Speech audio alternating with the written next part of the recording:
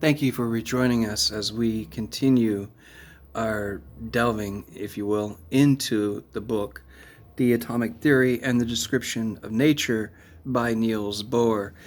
In part one, we gave a brief overview of his life, the ramifications of his mapping of the atom, and of course that secret which before now had never before been revealed, that he was one of two great scholars surreptitiously rescued by Allied forces during World War II, both of whom went on to carve out great careers for themselves and contributing mightily to his respective field. Abraham Joshua Heschel to that of religious studies and religious philosophy and philosophy in general, and Niels Bohr to the world of what then was known as atomic science, which today is known as nuclear science. So let's look a little more closely at the book by Niels Bohr, remembering that Niels Bohr had won the 1922 Nobel Prize for Physics. He was in the same class that year as W.B. Yeats, excuse me, who won the Nobel Prize for Literature. I mentioned W.B. Yeats because Niels Bohr, in his own right, pun intended, was of the same caliber of a writer. In fact, it was this work, the notes of which would ultimately become that book, which back before 1922 had led to his nomination for the Nobel Prize in Physics. Let's look at the key elements of this book. And now, in 1913, we were told physicists had been faced with a quandary regarding their interpretation of what makes the atom work.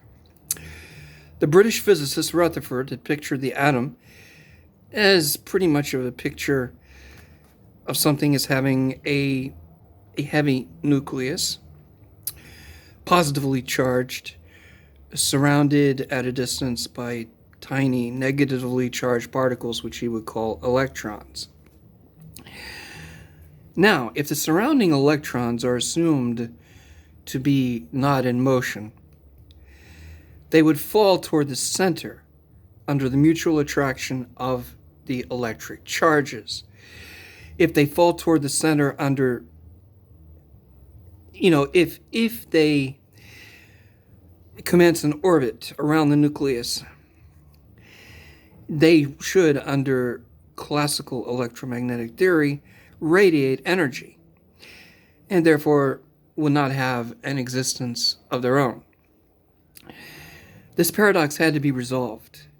Bohr rejected the classical electromagnetic theory, which had been elaborated upon earlier by Max Planck and Clerk Maxwell before him, and instead postulated that certain orbits do indeed exist in which the electron can continue to move without radiating energy. Planck had shown that energy is emitted in packets called quanta.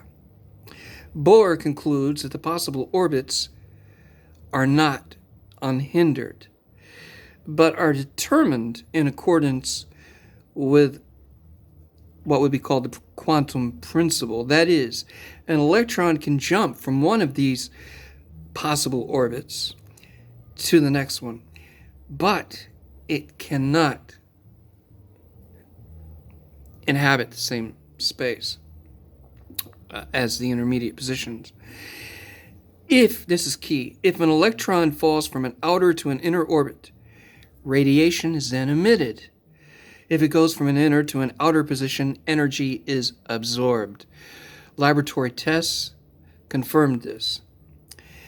Now, Bohr's model would lead to the great quantum pioneers such as Heisenberg, Einstein, Rosenbridge, and others. The rest is legend. The fruits of their labors are seen in our everyday world in what we call superparticle colliders, which back in the 1950s were called atom smashers. If only the 21st century and the coming decades could match the ardor and brilliance of the first 2 decades of the 20th century, we truly would have a brave new world ahead of us. Join us next time as we consider yet another title as part of the universal canon of literature. Thank you.